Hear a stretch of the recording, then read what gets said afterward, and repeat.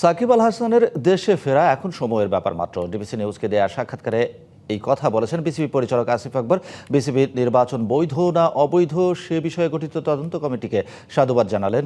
এই কমিটি গঠনের প্রক্রিয়া নিয়ে প্রশ্ন আছে আসিফের। দেশের ক্রিকেটে সাকিব আল হাসান এক অবিচ্ছেদ্য অংশ, যাকে নিয়ে হয় নানা আলোচনা সমালোচনা। ২৪-এর গণঅভ্যুত্থানের পর রাজনৈতিক জটিলতার কারণে আর লাল সবুজ জার্সি গায়ে জড়াতে পারেননি।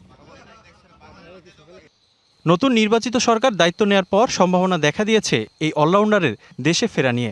এ নিয়ে কাজ করছে ক্রীড়া মন্ত্রণালয় ও বিসিবি।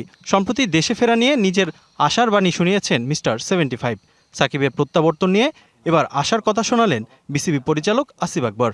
সাকিব আল হাসানের ব্যাপারে আমাদের ক্রীড়া মন্ত্রণালয় এবং আমাদের ক্রীড়া প্রতিমন্ত্রী জনাব আমিনুল হক, তার ডিপার্টমেন্ট যথেষ্ট আন্তরিক। এক কথায় বলতে পারে আমাদের সমস্ত কাজ গুছিয়ে এনেছি। সম্মতিটা আমরা যে কোনো সময় পেয়ে যাব এবং আপনাদের মাধ্যমে বলতে চাই সাকিবের দেশে আসা এখন সময়ের ব্যাপার মাত্র।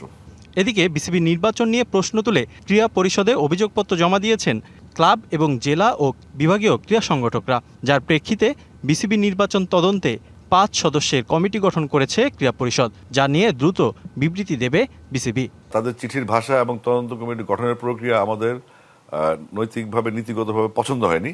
এটাকে আমরা শিষ্টাচারের লঙ্ঘনই দেখছি। তবে এই বিষয়ে আমরা বোর্ড দ্রুত একটা বিবৃতি দিব। কারণ রিফাত মিরন, ডিবিসি নিউজ, ঢাকা।